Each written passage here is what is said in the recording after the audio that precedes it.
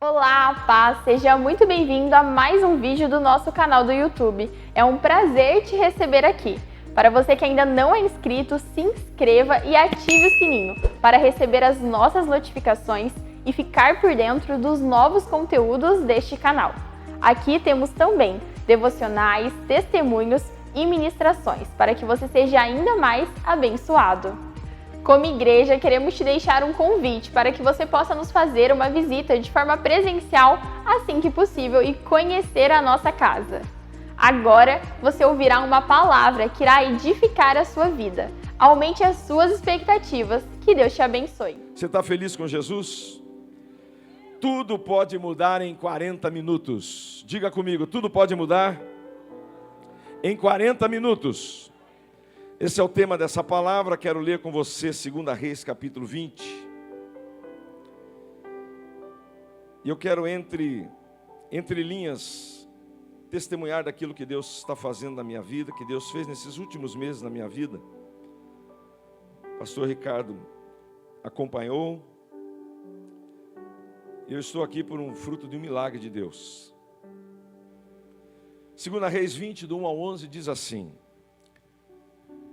Naqueles dias, Ezequias ficou doente e quase morreu. E o profeta Isaías, filho de Amós, foi visitá-lo e lhe disse: Assim diz o Senhor, põe em ordem a sua casa, pois você vai morrer e não se recuperará. Ezequias virou o rosto para a parede e orou ao Senhor: Senhor, lembra-te como tenho te servido com fidelidade, com devoção sincera. Tenho feito o que tu aprovas. E Ezequias chorou amargamente. E antes que Isaías deixasse o pátio intermediário, a palavra do Senhor veio a eles: Volta e diga a Ezequias, líder do meu povo: Assim diz o Senhor, Deus de Davi, seu predecessor: Ouvi sua oração e vi suas lágrimas, e eu o curarei.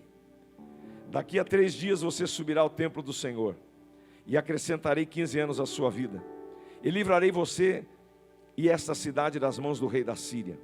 E defenderei esta cidade por causa de mim mesmo e do meu servo Davi. Então disse Isaías: Preparem um emplasto de figos. Eles o fizeram e aplicaram na úlcera, e ele se recuperou. Ezequias havia perguntado a Isaías: Qual será o sinal de que o Senhor me curará, e de hoje a 3 dias subirei ao templo do Senhor? Isaías responde: O sinal de que o Senhor vai cumprir o que prometeu é este: Você prefere que a sombra avance ou recue 10 graus na escadaria? Disse Ezequias: Como é fácil a sombra avançar 10 graus, prefiro que ela recue 10 graus. Então o profeta Isaías clamou ao Senhor, e este fez a sombra recuar os 10 graus que havia descido na escadaria de Acás.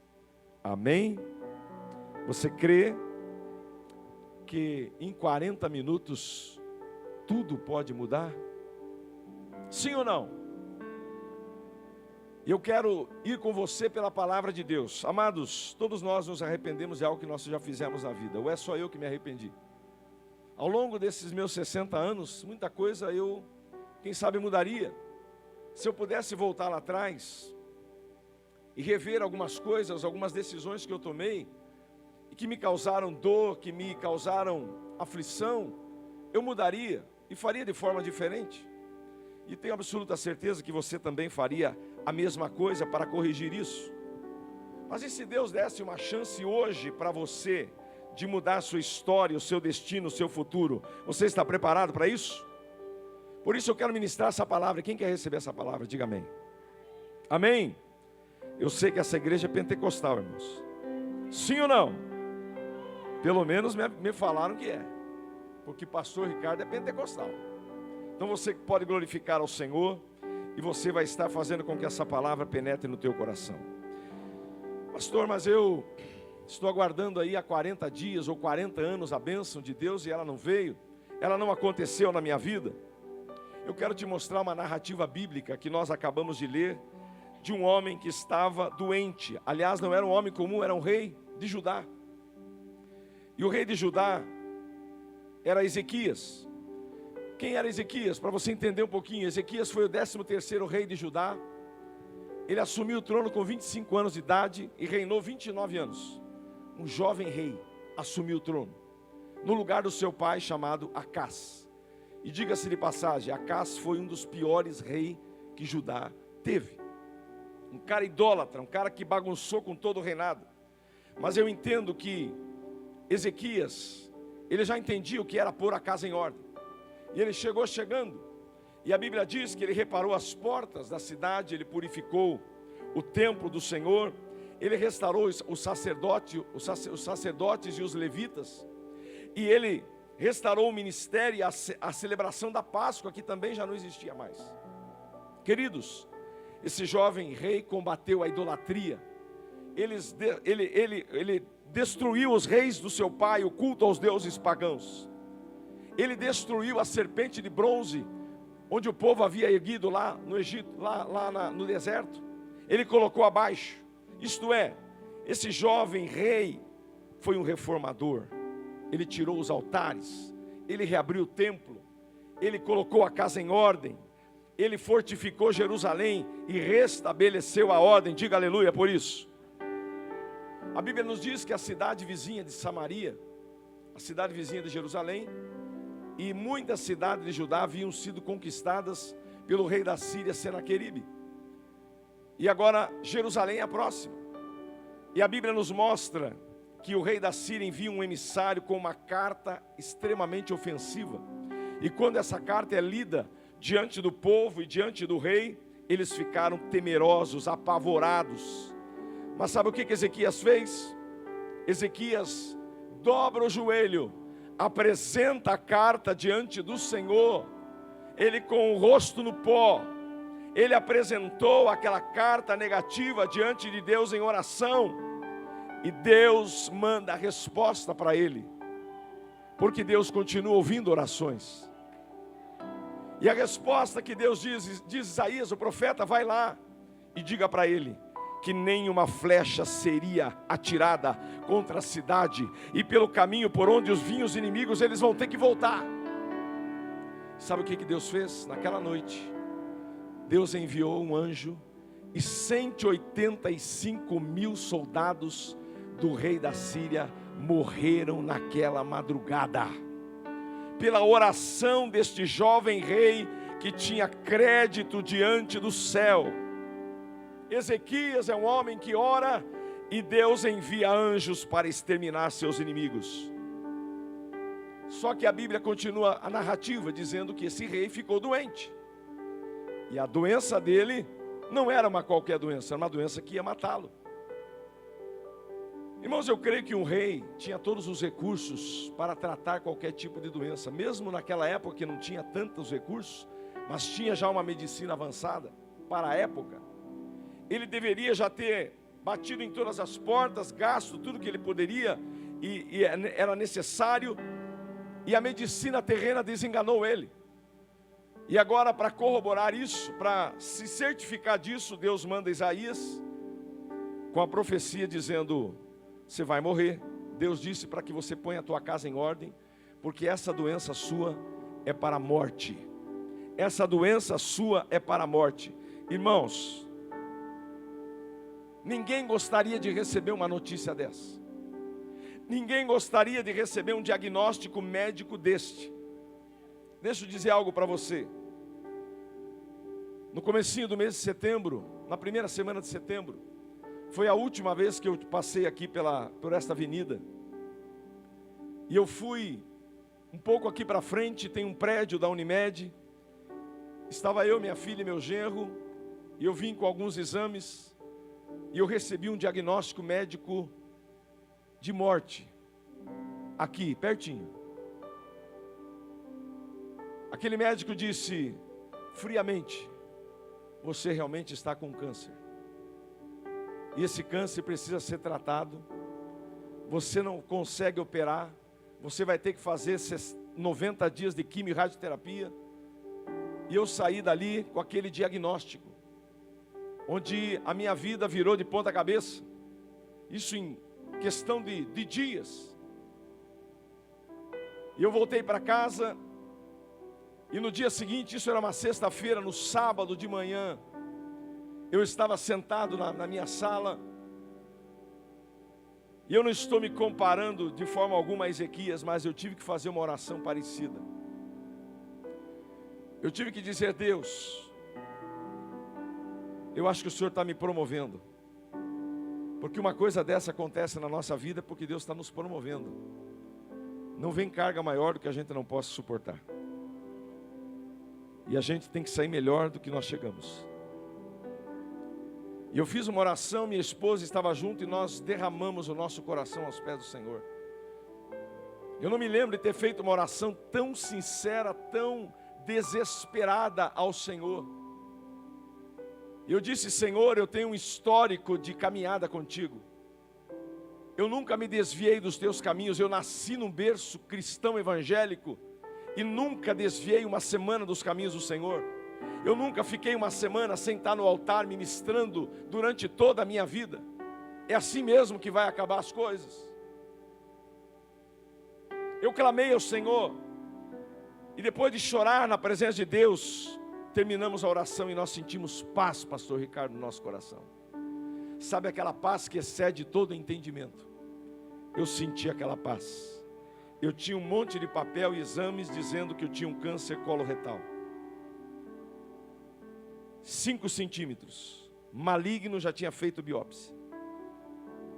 Nós fomos consultar outro médico.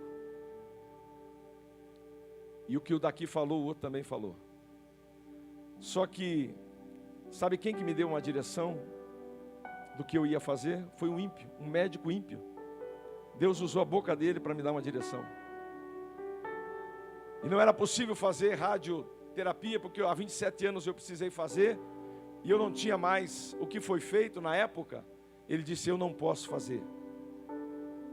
E aquele médico, minha esposa estava junto, ele diz assim: pastor, você é um homem de fé, um ímpio, um cara extremamente grosseiro. Ele disse: quem sabe Deus não está te dando um novo caminho para você ser curado dessa doença. E eu saí com aquela palavra daquele ímpio, e ele disse: tenta uma cirurgia, eu vou te dar um endereço lá em Curitiba, de um médico cirurgião.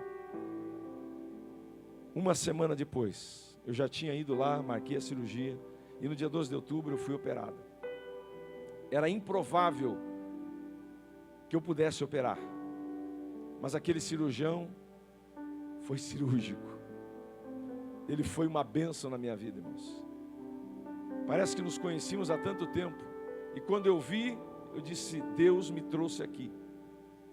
E Deus vai usar as tuas mãos. E ele disse: eu vou fazer. E eu não garanto que você não vai ter que sair com uma bolsinha de colostomia. Eu disse: Deus, por favor, me ajuda, Pai. Eu preciso continuar pregando a tua palavra. Uma semana depois, dia 12 de outubro, fiz a cirurgia. Fiquei 2 dias na UTI. E ele saiu e disse para o meu genro: a cirurgia foi um sucesso. Nem bolsinha ele vai precisar. 15 dias depois eu voltei para casa. Fui fazer uma consulta com um oncologista para ver o que queria fazer, radioquimioterapia. Ela disse: está tudo certo. Você não precisa fazer nem quimio nem rádio. Pode ir embora e volta daqui a 6 meses para estar em remissão. Esse é o Deus que nós servimos, irmãos. Pode aplaudir ao Senhor.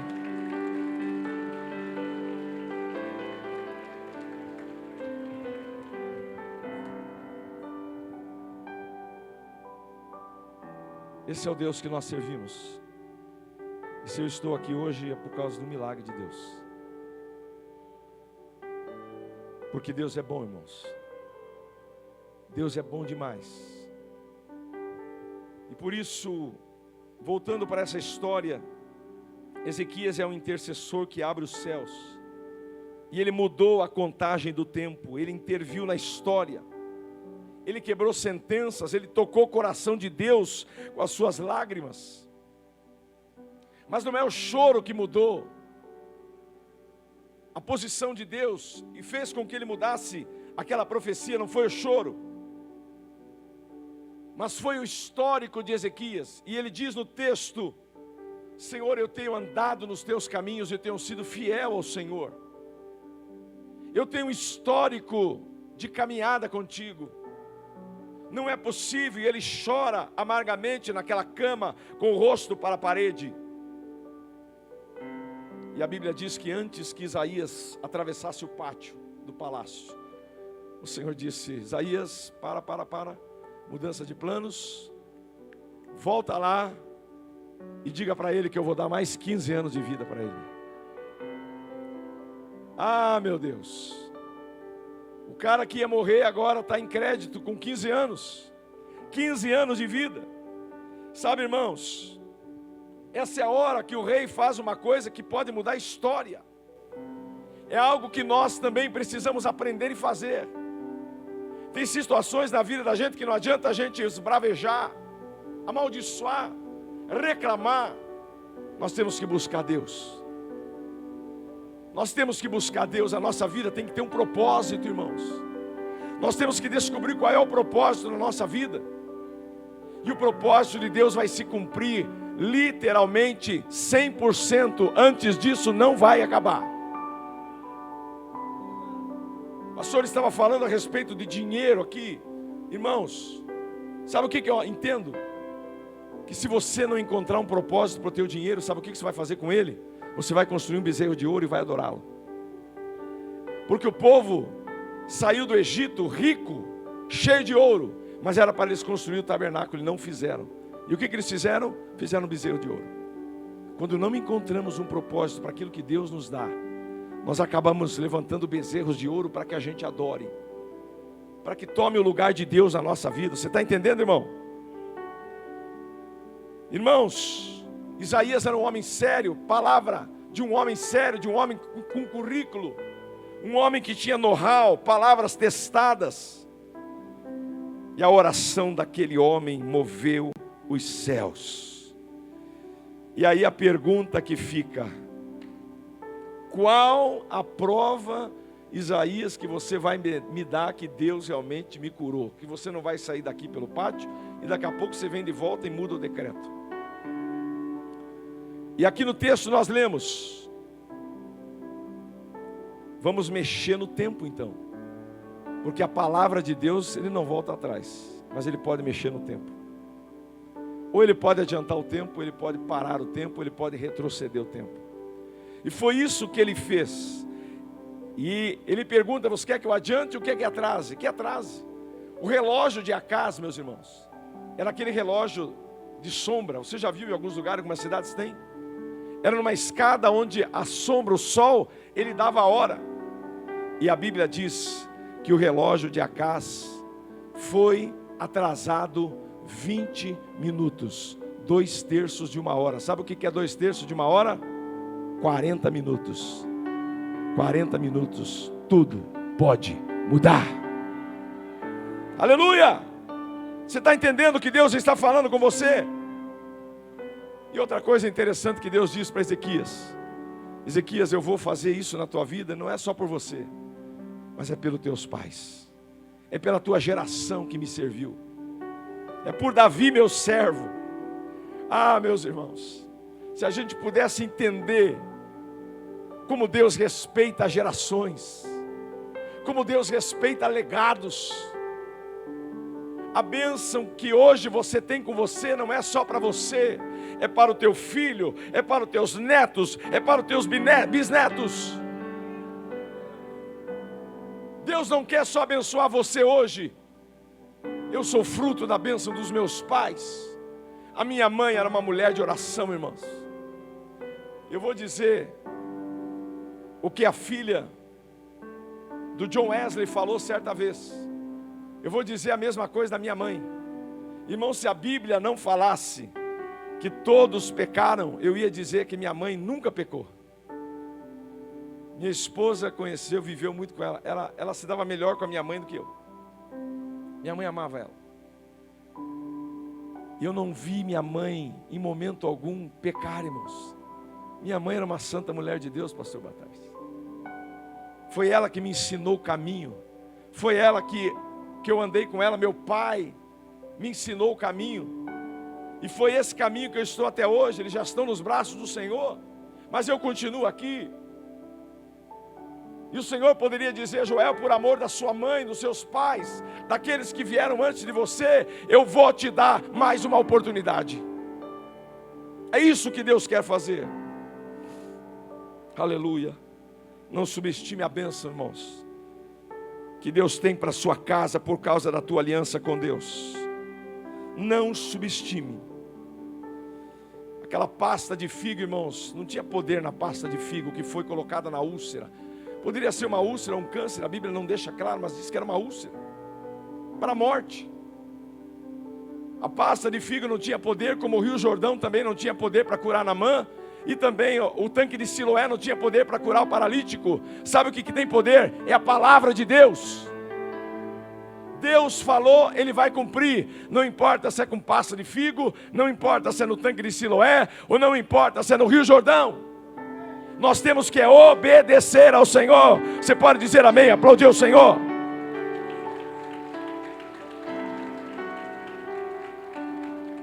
Meu Deus, meu Deus.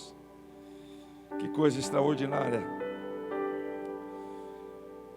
Quando Deus quer fazer algo, irmãos, Ele para até a terra, se for necessário.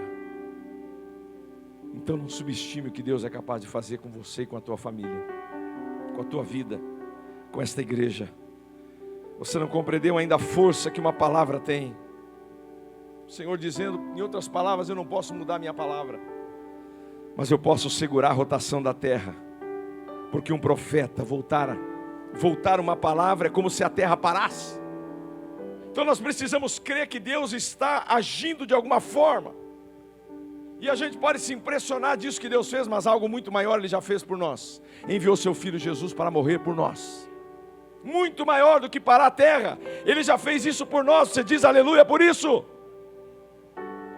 Eu estou diante de um texto onde um decreto estava resolvido no céu e na terra. Mas o Senhor disse, profeta, volte. Volte, porque ali tem um coração sincero. E que me serve, me serviu. E Ele tem crédito comigo. Por isso volte lá e diga que eu vou acrescentar 15 anos na vida dele. Meu Deus, isto é maravilhoso. Queridos, tome cuidado, as tuas decisões de hoje vão interferir no teu futuro. As decisões que eu tomei há 10, 15, 20, 30 anos atrás, fez eu chegar onde eu cheguei hoje. E você a mesma coisa. E se tem acontecido coisas estranhas na tua vida, não culpe Deus, foi as tuas decisões que você tomou ao longo da tua vida, que trouxe você até aqui. Por isso o Senhor falou, põe em ordem a tua casa, porque morrerás e não viverás. Deus estava dizendo, olhe para o tempo. Olha para quem você vai deixar no teu lugar, porque você não vai estar aqui nos próximos anos da vida. Deus, porque não tem a ver com a oração que Ele fez, irmãos. Tem a ver com o que Ele fez lá atrás. Quem sabe você está orando hoje, mas Deus não está olhando se você está chorando, se você está desesperado, mas Ele está olhando o teu histórico lá atrás. O quanto você tem sido fiel a Ele. O quanto você tem servido a Deus com alegria, com gratidão no teu coração. O quanto você tem sido bênção para o reino de Deus, para esta igreja. Não tem a ver com hoje. Porque tem muita gente chorando e não muda nada. Porque choro não comove Deus. Deus não se impressiona com o nosso choro. Ele se impressiona com a nossa fé. Com o nosso histórico de vida. Porque, irmão, chorar até cachorro chora. Você já viu o cachorro chorando, aquela lágrima assim, ó? E ele não se converte. Então não tem a ver com choro. Tem a ver com a palavra, tem a ver com a vida, com retidão, com vida com Deus. Bendito seja o nome do Senhor. É por causa da nossa aliança. Mas deixa eu te dizer uma coisa. O nosso ir faz o nosso caminho. Diga, o nosso ir faz o caminho. Por que eu digo isso, irmãos? Deus tem um plano para a nossa vida, sim ou não? Plano de paz, de prosperidade. Da mesma forma que um dia eu projetei isso para minha filha Isabelle, da mesma forma que eu projeto isso para os meus netos, oro todo dia, ponho a mão na cabeça deles e profetizo bênçãos. Porque a gente como pai quer o melhor para os nossos filhos. A gente quer que os filhos se deem bem, a gente quer ver nossos filhos sorrindo. Meu Deus, a gente vê um filho chorando, a gente já fica preocupado. A gente planejou, desde o ventre eu abençoava a nossa filha, nós abençoava a nossa filha. Mas só que com o passar do tempo, irmãos, o ir dela vai fazer o caminho dela. Tem pessoas que Deus projetou tudo para eles serem tão felizes, mas as escolhas erradas que eles fazem na vida vão deteriorando a vontade de Deus. E Deus, se há um terreno que Deus não pisa, é na nossa vontade, irmãos. E aí você toma decisões erradas e não adianta culpar Deus. Não adianta você querer, porque não é você que escolhe com quem a tua filha vai casar, com quem o teu filho vai casar. E dá até um frio na barriga da gente, dá ou não dá? Hã? Dá. Meu Deus, eu dizia à minha filha, acho que vai só casar com uns 30 anos. Mas com 16 já começou a sobrevoar lá, um corvo começou. Umas conversinhas mole, não sei o quê, pepepé, pereré, pereré. E resumindo a história, eu um dia fui quase ressuscitar o meu genro, sem saber quem ele era, lá em Curitiba, no Cajuru, na UTI. Um pneu de caminhão explodiu, a cabeça dele abriu daqui até aqui, ó. A família que era da igreja falou: ore, pastor, que ele foi para Londrina, de Londrina foi para Curitiba e está em coma. Eu não conhecia ele. Isso há uns 20 e poucos anos. Eu disse: eu vou lá orar para ele, lá em Curitiba. Peguei meu carro e fui lá em Curitiba, no Cajuru. Olha como é que é o propósito de Deus, irmãos. Malmente sabia que eu ia estar orando pelo meu genro, que ia casar com a minha filha, que ia me dar 2 netos. Ele estava em coma e o médico disse: se ele acordar, não vai falar, não vai andar, vai ficar vegetando. E eu sei que eu ungi o Henrique naquele dia, lá em Curitiba, naquela UTI. Ministrei a bênção de Deus, virei as costas. No outro dia, o Henrique acordou. O Henrique se levantou. Foi no corredor, tinha aqueles telefone público, sabe, com ficha. Ligou para o pai dele em Jacarezinho e disse: pai, tudo bem? Como assim, pai? Quem está falando? Meu filho está em coma. Não, pai, eu estou bem. Estou quase bom já para ir embora. Deus fez um milagre na vida do Henrique. Ele veio para Jesus, recebeu Jesus. Hoje ele é um pastor, pai dos meus netos. É isso que Deus faz.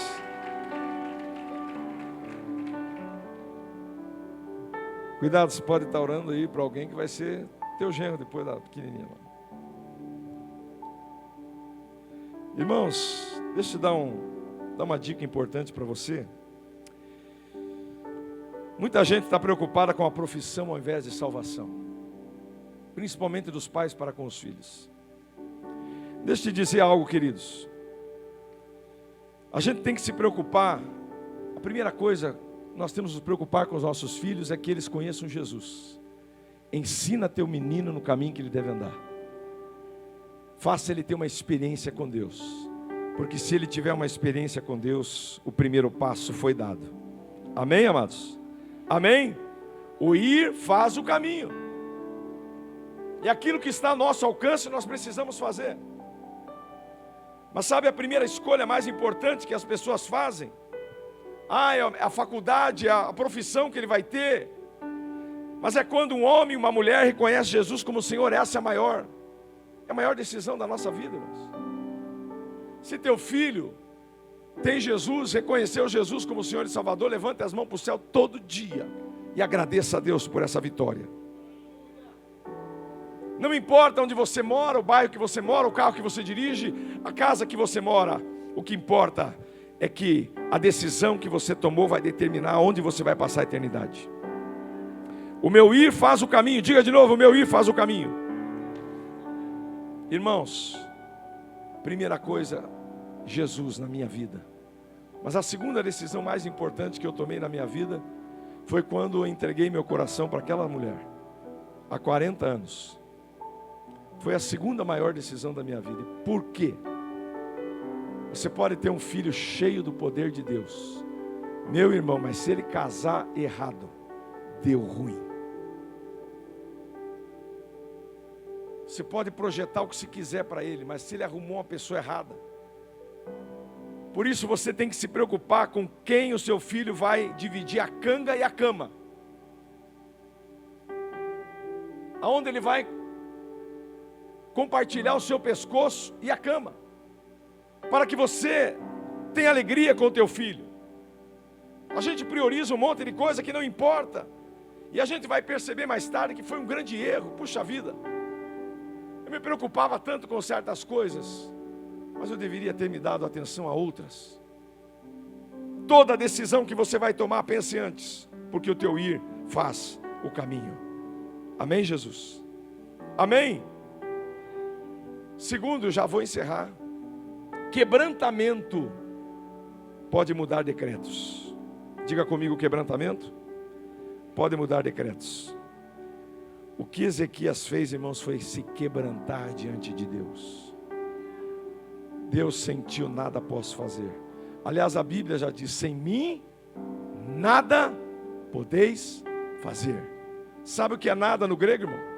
No hebraico, nada. Então é nada. Não pense você que você pode fazer alguma coisa sem Ele, que você não pode. Sem Ele não podemos fazer nada. Por isso temos que quebrantar o nosso coração e dizer: Deus, eu estou aqui, eu não sei como fazer, eu não sei como resolver essa questão. Meu irmão, minha irmã, você pode estar aqui hoje debaixo de um decreto que envolve morte, que envolve um diagnóstico médico ruim, envolve dor, doença, falência, depressão, que envolve um casamento à beira do precipício, que envolve um relacionamento de pai e filho desgastado, terrível, filhos desviados. Mas eu te digo, tudo pode mudar em 40 minutos. Tudo pode mudar em 40 minutos. Deus pode fazer isso, um estalo de dedos, e as coisas podem tomar outro rumo. Quantos creem nisso, digam aleluia. Tudo pode mudar em 40 minutos, meus irmãos. Por que Deus fez isso na vida de um rei?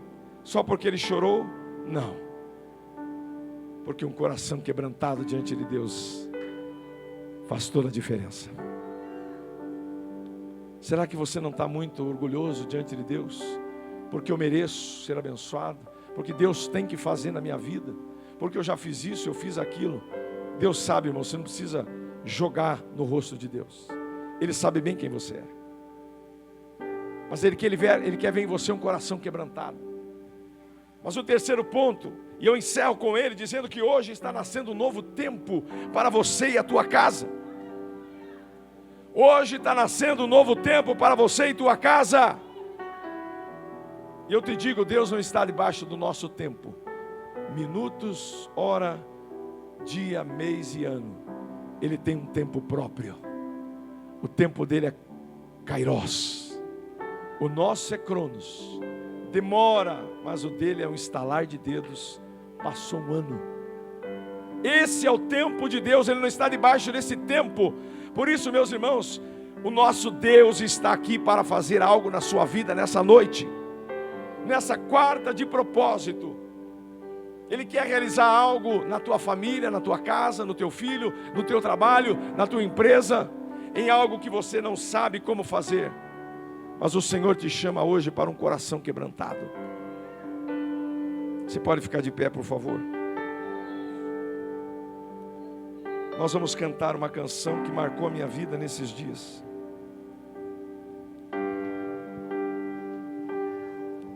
O Senhor me deu essa canção, Senhor, nos dias mais difíceis que nós estamos vivendo nesses últimos 4 ou 5 meses. Essa canção ecoou no nosso coração. Temer por quê? Se eu estou guardado. Por que eu vou temer? Se eu estou guardado por aquele que pode todas as coisas.